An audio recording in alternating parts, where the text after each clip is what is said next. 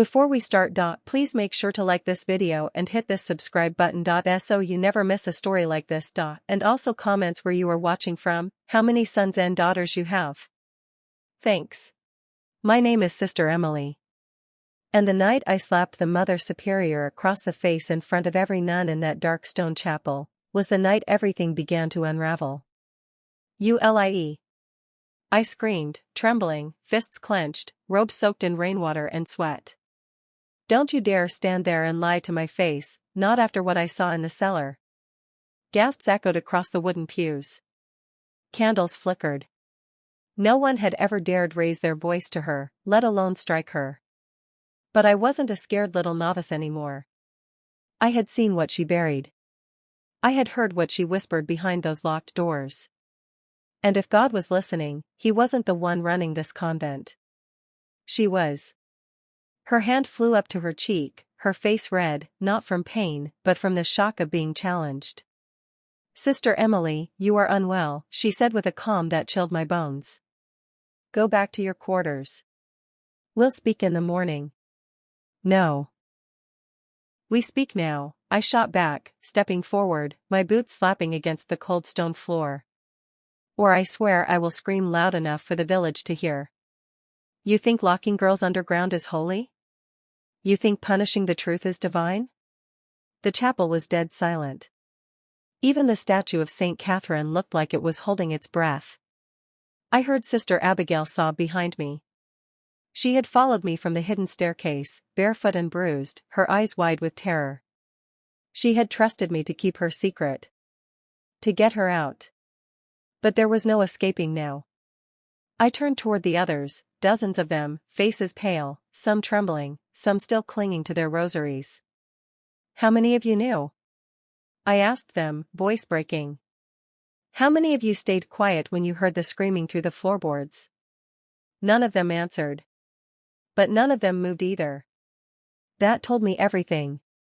The Mother Superior's voice dropped to a whisper, a tone so cold it made my skin crawl. You've let the devil into your heart, Emily. You've let sin confuse your purpose. I laughed. I laughed, bitter and broken. No, you let sin in. You welcomed it. And you let it feast on us. Let me tell you what happened. Let me tell you what led to that night, the night a nun stopped being silent. The night faith collided with secrets darker than hell. Because I didn't come to this convent looking for war. I came for peace. I came because I believed in redemption, in healing, in God's grace. But what I found was something else entirely. I had been there 8 months. The convent was tucked deep in the Pennsylvania woods, surrounded by trees that whispered like ghosts and paths so overgrown that even the sun seemed afraid to shine through. We weren't allowed phones. No internet. No outside contact except the occasional Sunday Mass when locals came to visit the small public chapel. It was supposed to be a place of prayer and purification. But it didn't take long for me to realize something was wrong. The nights were too quiet. The walls too thick. And some girls, sweet, soft-spoken ones, just disappeared. Oh, Sister Marie transferred, they'd say. Sister June fell ill and was sent to another facility. But I never saw them pack. Never saw them leave. And then there was the bell tower. The one we weren't allowed near. The one with the strange flickering light in the middle of the night. I heard whispers coming from it once, soft crying. A girl begging for water. That's when I started keeping notes. Hiding them beneath a loose floorboard under my cot. At first, I thought maybe I was imagining it. Maybe I was overreacting. But then came Sister Abigail. She stumbled into my room at 2 a.m., bleeding from the wrist and shaking. Her robe was torn. Her voice barely a whisper. They said I was possessed, she told me. But I'm not. I'm not. I only told them I missed my family. They'd dragged her into the cellar for 3 days. No food. No light. No explanation. You can't tell anyone, she said, grabbing my hand. They'll put you down there too. But I did tell someone.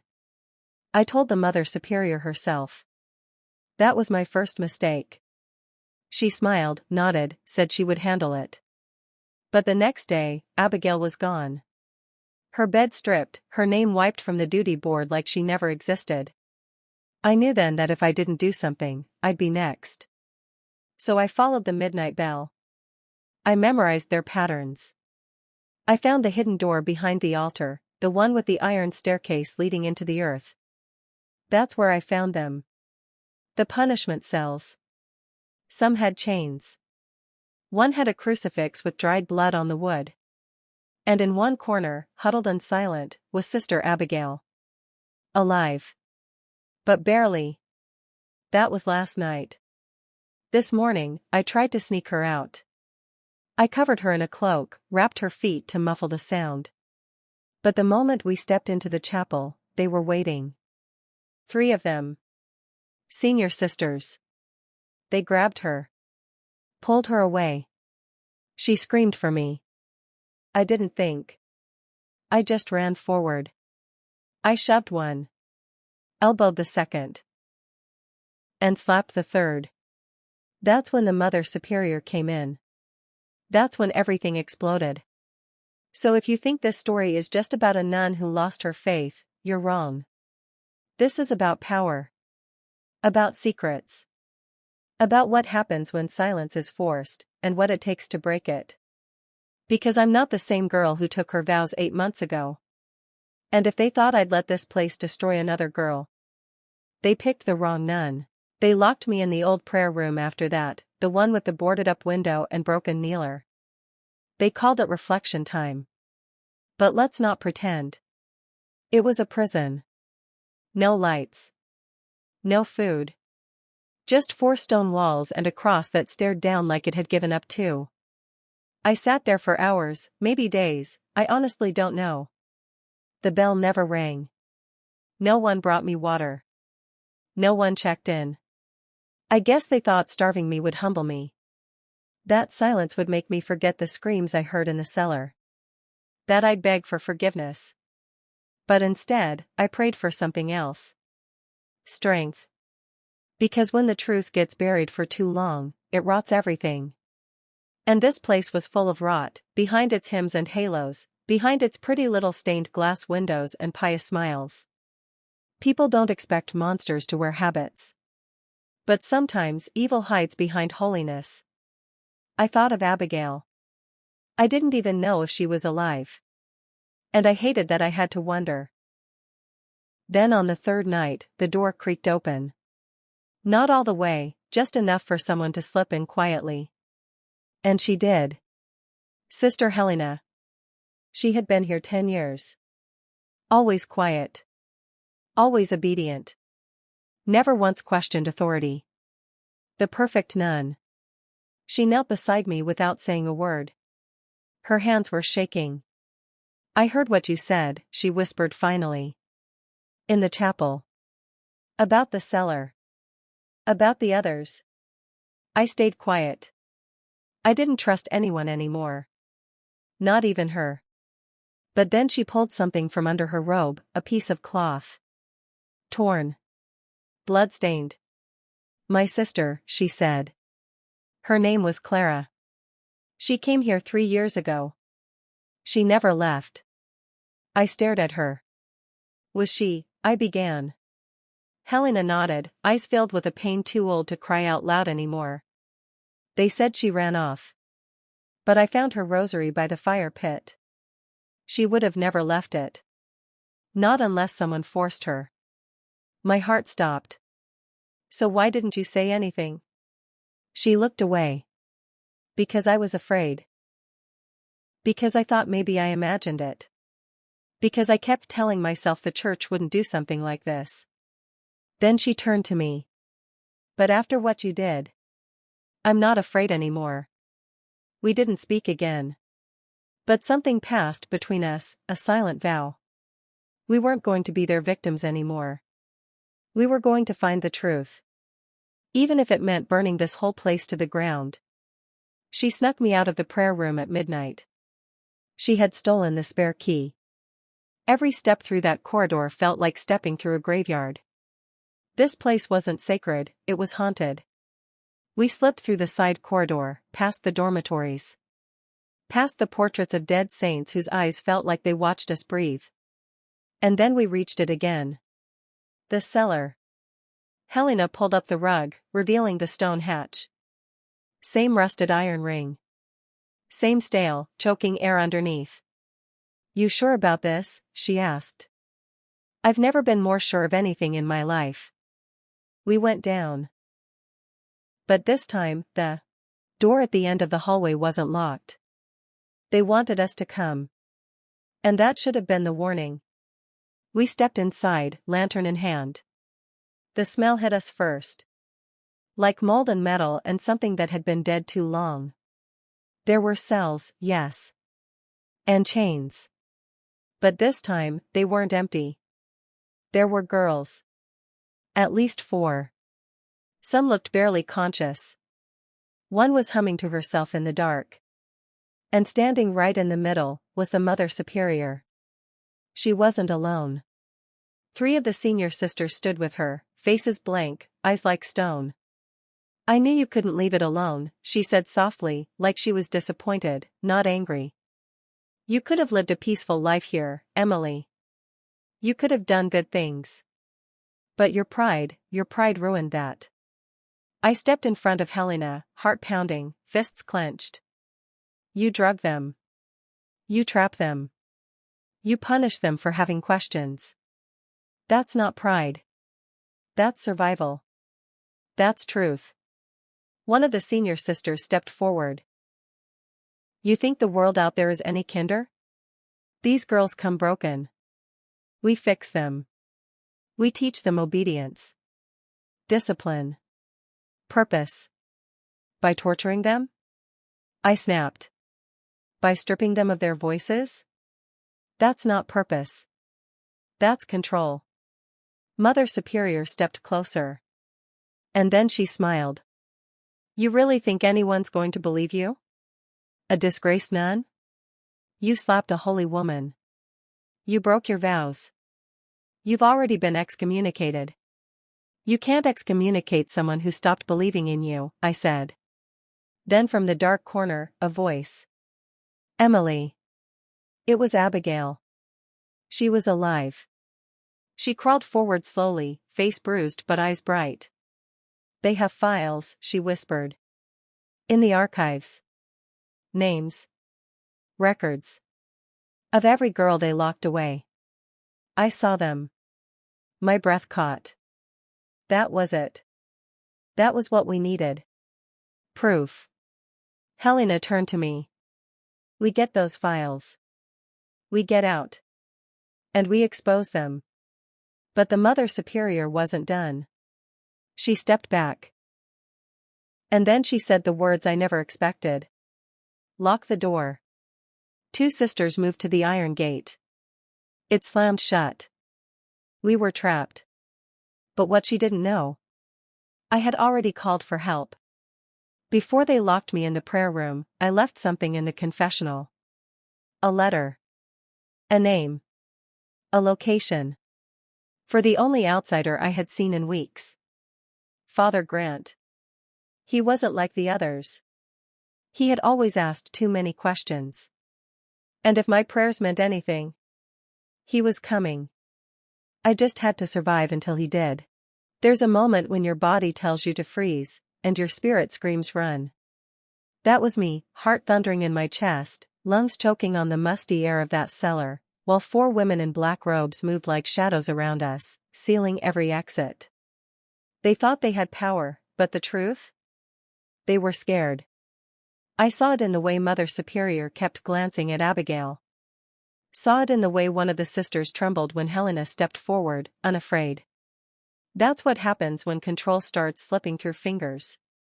The ones who live off fear suddenly taste it themselves. "What now?" Helena whispered beside me, her voice tight. "We stall," I whispered back. "Help is coming."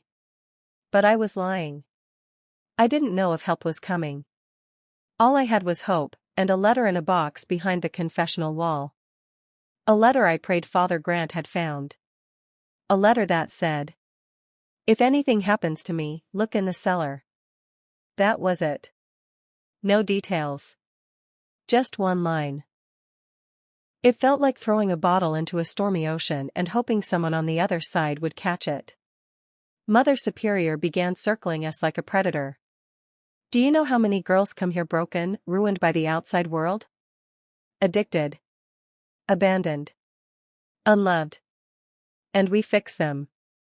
We give them order. Purpose. The pain is part of the purification." "You hurt them," I snapped. "You silence them. And you call that God's work?" She paused. Her eyes narrowed like knives. "You think love is soft? Love disciplines. Love breaks what is wild to protect it from burning." "No," I said. "That's not love. That's fear pretending to be God." I looked around the cellar. At the girls behind the bars. The bruises on Abigail's cheek. The chains bolted into stone. "I used to believe in this place," I said. "Until I saw what it really worshipped: control. Appearances. Power. That's when I heard it. A sound. Faint. Distant. Like gravel crunching. Footsteps. Not inside. Above." I locked eyes with Helena. She heard it too. Mother Superior froze. Her smile flickered. "What is it?" One of the other sisters darted to the small iron staircase. Pressed her ear to the door at the top. "Someone's in the sanctuary." My heart leapt. Father Grant. It had to be. Mother Superior's voice sharpened. "Keep them here. Don't let anyone in." She grabbed the lantern and moved fast, up the stairs and into the dark. Now it was 3 against 2. And no more time. I turned to Abigail. "Where's the file room?" She pointed to a side corridor at the edge of the cellar. "Past the furnace. Left door. Locked with a keypad." My stomach sank. "Code?" She shook her head. "Only she knows it." "Of course." Helena looked at the remaining sisters. They hadn't moved. But their eyes weren't confident anymore. They were waiting. Watching. "Do it now," Helena said. "Before she comes back. I need a distraction." She nodded, and without hesitation, ran straight at the nearest nun. It was chaos. One screamed. Another tried to stop her. They crashed into a table of old metal tools, sending clatters through the stone. I bolted. Ducked into the furnace hallway, breath burning, steps echoing. My fingers scraped the walls as I searched. There, the left door. Padlocked with a keypad. 6 digits. I thought fast. Scripture verses? No. Holy dates? Baptism years? Then I saw something scratched into the wall beside the door, barely visible. Clara. That was Helena's sister's name. And under it, a number, 112318. Could it be? I typed it in. Click. The lock dropped. I yanked the door open. The room was stacked with boxes. Old files. Folders. Names, pictures, dates. I didn't know what I was looking for, so I grabbed everything I could. Names of missing girls. Photos. Confidential reports. Letters signed by Mother Superior herself. This was it. Proof. Then. Footsteps behind me. I turned. And froze. It wasn't Mother Superior. It was Father Grant. His robe torn. Lip bleeding. "They tried to stop me," he gasped. "Where are the girls?" "In the cellar," I said. "She's coming back." A crash interrupted me.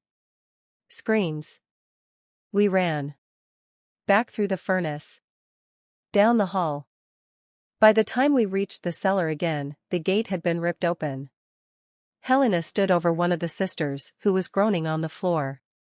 Abigail was helping another girl stand. And Mother Superior was gone. "Where is she?" I asked. "She ran when she saw the priest," Helena said, chest heaving. "Cowards always do." Father Grant looked around. Took in the scene. The files in my arms. "We have to call the police," he said. "Right now." And we did. It took 6 hours. But by sunrise, the convent wasn't a convent anymore. It was a crime scene. The girls were taken to a safe house. The police collected evidence. And Mother Superior? She tried to disappear. But she didn't get far. They caught her boarding a bus 2 towns over. Turns out, she had false IDs. Cash stashed. She had done this before. At other places. Under different names. She'd been hiding for decades. And the world had been letting her. You'd think the hardest part was over once she was arrested. That the moment the cuffs clicked and the truth came out, we'd breathe easy. But that's not what happened. The hardest part wasn't the rescue. It was what came after. It was the silence. The kind that settles when reporters get bored. When lawyers stop calling. When the cameras leave. When the world forgets. And you're left with a memory that never does. I remember sitting across from Abigail at the group home 2 weeks later. She was safe now, clean clothes, her own room, counselors checking in twice a day. But she hadn't smiled. Not once. I brought her a strawberry milkshake. She didn't touch it. She just kept staring out the window. "You okay?" I asked. She didn't answer. Just kept her eyes on the sky like she was trying to escape it. "I know it still hurts," I said gently. "But you're not there anymore. She can't touch you. No one there can." She blinked. Finally looked at me. "That's not what I'm scared of." "Then what?" She hesitated. Her voice was barely a whisper. "I don't know who I am outside those walls." That broke me. Because I knew that feeling. I'd spent 3 years in that convent. 3 years thinking pain was a sign of purification. That bruises meant growth. That silence was sacred. But none of that was true. The truth is, when people steal your voice long enough, you start believing you never had one. That's what they took from us. Not just freedom. Identity. And getting that back isn't easy. The trial began 3 months later. The courtroom was packed, journalists, protesters, former girls who had escaped the convent in years prior. Some came with walkers. Others in wheelchairs. All with stories they'd carried for decades. Mother Superior sat in silence. Stone-faced. Unapologetic. She pled not guilty. Of course. She claimed we were all troubled. Delusional. Seeking attention. But we weren't the only ones testifying. The files I found. Letters signed by her, reports of injuries dismissed, punishments ordered, they were undeniable. One by one, the girls stood up. Told their truths. One by one, the courtroom cried. And for the first time, she flinched. When Helena described her sister's bruises. When Abigail talked about the freezing room she'd been locked in. Even she couldn't look them in the eye. The prosecutor leaned in hard. "You called this God's work. But what kind of God allows children to suffer for his glory?" And I'll never forget what she said back. With a voice calm, cold, and empty. "The same God who sent his own son to a cross." A gasp swept through the courtroom. But no one said a word. Not the judge. Not the jury. Because that sentence said everything. She believed in the pain. She thought it made her holy. But holiness without compassion? That's just cruelty in disguise. The verdict came back in 2 days. Guilty. On all charges. Sentenced to 32 years without parole. It was over. Or so we thought. But pain doesn't disappear with a verdict. Justice doesn't erase memory. That night, I walked out of the courthouse and looked up at the sky. The same sky Abigail had stared at. And I wondered, how many other girls were still out there? Still locked in places that call themselves sanctuaries, but are actually prisons.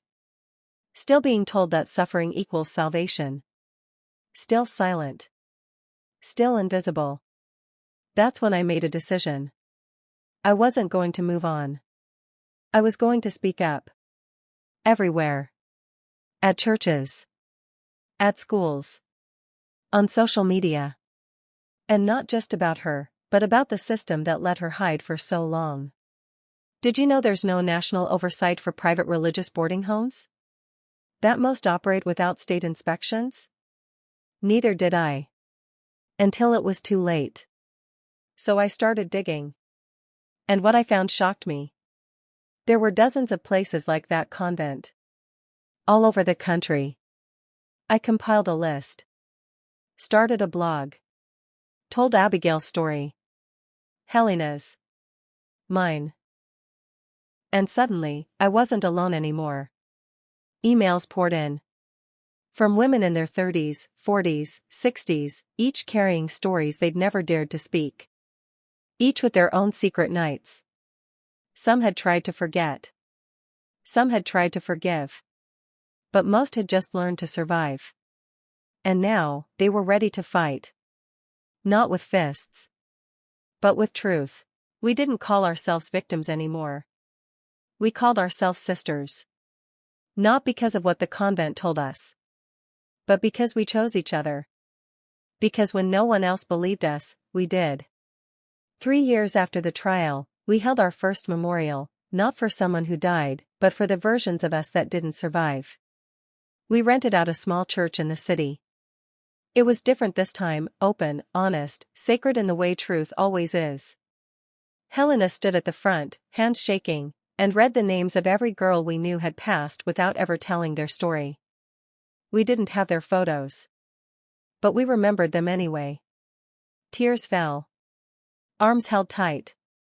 And in that room, we were no longer broken pieces trying to make sense of what happened. We were whole. Because we named what hurt us. And when you name it, you take its power back. That was the day I decided to open the Lantern Home. A place for girls who escaped the dark, and needed somewhere to walk into the light. I named it Lantern because for so many years, I prayed for just one person, one voice, one sign that what I was living through wasn't right. Now I get to be that light. And Abigail? She's not that silent, trembling girl anymore. She graduated high school 2 months ago, valedictorian. Spoke in front of 300 people without blinking. She hugged me afterward. Not tight and desperate like before, but confident. "Thank you for not giving up on me," she whispered. I told her the truth. "She broke you. But you rebuilt yourself." I was just someone holding a flashlight.